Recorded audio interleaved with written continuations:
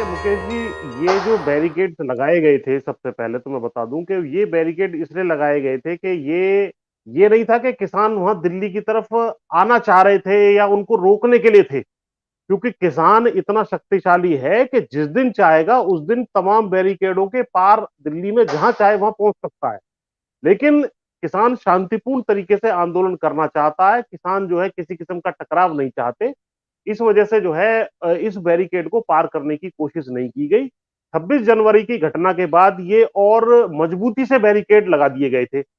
और इसमें भी इनकी जो कुटिलतापूर्ण एक चाल थी कि जिन लेनों पर किसान नहीं बैठे हैं उन लेनों को भी द्वेषपूर्ण तरीके से बंद कर दिया गया, ताकि आसपास की कॉलोनियों के लोग हैं या वहां की इंडस्ट्रियल एरिया के लोग हैं या तमाम लोग परेशान होकर के दबाव बनाना शुरू करें।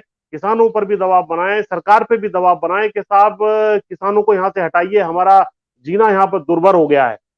जैसे मैं गाजीपुर का उदाहरण दूं तो यहाँ लगभग 16 लेन का हाईवे है, 16 लेन का।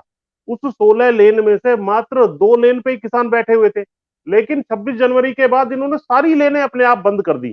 फिर बीच में जब दबाव पड़ा तो कुछ लेनें खोल दी। अब भी कुछ लेनें बंद थी, वो अब इन्होंने खोलने का काम शुरू किया है। तो जब किसान केवल 2 लेनों में बैठे हुए हैं, वो भी जा रहे थे वहां दिल्ली की तरफ जो जाती है लेन, उसमें जा रहे थे दिल्ली के रामलीला मैदान में प्रदर्शन करने के लिए, जो ऐतिहासिक रूप से सभी लोगों के लिए उपलब्ध स्थान है। चाहे वो बाबा रामदेव हो, अन्ना आंदोलन हो, बीजेपी की रैलियां हो, कांग्रेस की तमाम पार्टियों की रैलियां वहां होती रही हैं।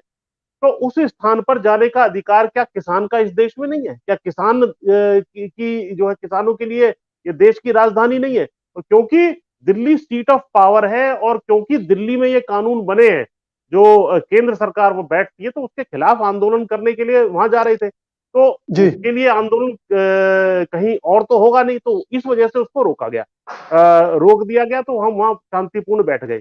अब ये सुप्रीम कोर्ट में जब बात उठी कि साहब हमारा रास्ता रोका हुआ है, ये है वो है, तो तब वकीलों ने भी कहा कि भाई पुलिस ने रोका हुआ है। उस वो घटना हाईलाइट हुई। उसमें जो बैरिकेड पर जो है स्वयं राकेश टिकैत जी ने भी लिख दिया कि भाई ये दिल्ली सरकार ने, मोदी सरकार ने रोके हुए, इनको खोलिएगा। तो हम तो चाहते हैं पहले से कि ये बैरिकेड खुले। हम अपनी इच्छा से वहीं बैठे हुए हैं, हमें अलाउ किया जाए कि भाई हमें परमिशन दी जाए रामलीला मैदान की, तो हम वहां चले जाएंगे।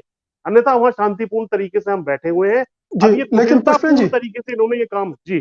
जी पुष्पेन जी, आप जी। कहना चाहते हैं कि चूंकि मामला सुप्रीम कोर्ट में पहुंच गया है और ये पोल खुल गई कि किसानों ने रास्ता जाम नहीं किया है, सरकार ने, दिल्ली पुलिस ने जाम किया है, इसलिए बैरिकेड हटाने पड़ रहे हैं। अभी मोदी सरकार को समझ में नहीं आया है कि किसान आंदोलन ऐसे खत्म नहीं होगा और इससे राजनीतिक नुकसान हो सकता है। क्या ये सोच नहीं है बैरिकेड हटाने के पीछे?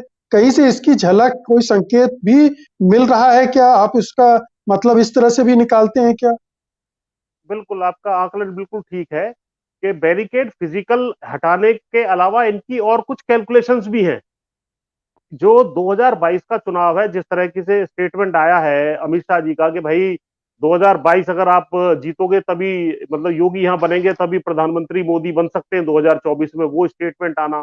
किसानों की भारी नाराजगी इस वक्त जो है बनी हुई है। लखीमपुर घटना, विशेषकर जब कुचलने की घटना हुई, इनके खुद के सांसद, जैसा आपने प्रस्तावना में बताया, वरुण गांधी जी ने बार बार ट्वीट करके इनको चेतावनी देने की कोशिश की है। आज वो पीलीभीत में थे, वहां उन्होंने मंडियों की जो खरीद व्यवस्था है, धान की खरीद की व्यवस्था की पोल खोल के रख दी। जिस प्रकार 11-1200 रुपए में धान को पहले रिजेक्ट कर दिया जाता है, 11-1200 रुपए में बाहर जाकर के बेचता है किसान, और उसी धान को फिर 1940 के एमएसपी पे आप खरीद लेते हैं। और भारी धांधली बंदर बांट जो है हो रही है, इस व्यवस्था की उन्होंने पोल खोली। इनके राज्यपाल सतपाल मलिक जी ने बार बार इस बात को उठाया है कि एमएसपी की लीगल गारंटी, और वरुण जी ने भी आज जो ट्वीट किया उसमें एमएसपी की लीगल गारंटी ना मिलने के कारण ये सब लूट हो रही है, इस बात को बताया है। तीसरी चीज जो है, ये जो अमरिंदर सिंह वाली बात है, क्योंकि कैप्टन अमरिंदर सिंह लगातार जो है किसानों के आंदोलन के पक्ष में रहे हैं, तो उन्हें भी कुछ रास्ता तभी सूझता है, जैसा कि उनका बयान भी बीच बीच में आया कि भाई मैं किसानों के पक्ष में इसको रिजॉल्व करा दूं तो मैं बीजेपी से कहीं ना कहीं गठबंधन कर सकता हूं। तो वो अपनी राजनीति का जो रास्ता है वो भी किसान आंदोलन के हल के माध्यम से ही देख रहे हैं। तो ये सारे कारण कहीं ना कहीं एकजुट हो रहे हैं, और 22 का की बड़ी चुनौती चाहे 4-5 राज्यों की, विशेषकर यूपी की जो आ रही है, उसमें भयभीत है। अंदर अंदरूनी इनकी रिपोर्ट है कि हम नहीं जा पाएंगे। इनके विधायक भी बता रहे हैं कि भाई हम लोग जो क्षेत्र में नहीं निकल पा रहे हैं, इनका विरोध हो रहा है। तो इन सब चीजों के चलते इन्होंने ये निर्णय लिया है कि चलो हम अपनी तरफ से कुछ सॉफ्ट होते हुए दिखाई दे। आगे जब तक इसमें वार्ता नहीं होगी या इसमें लीगल गारंटी और कानून वापसी नहीं होगा, तब तक आंदोलन समाप्त होने वाला नहीं है। लेकिन अब जी। देखते हैं कि भविष्य में क्या ये करने जा रहे हैं, किस तरीके से इनकी चाल है। जी।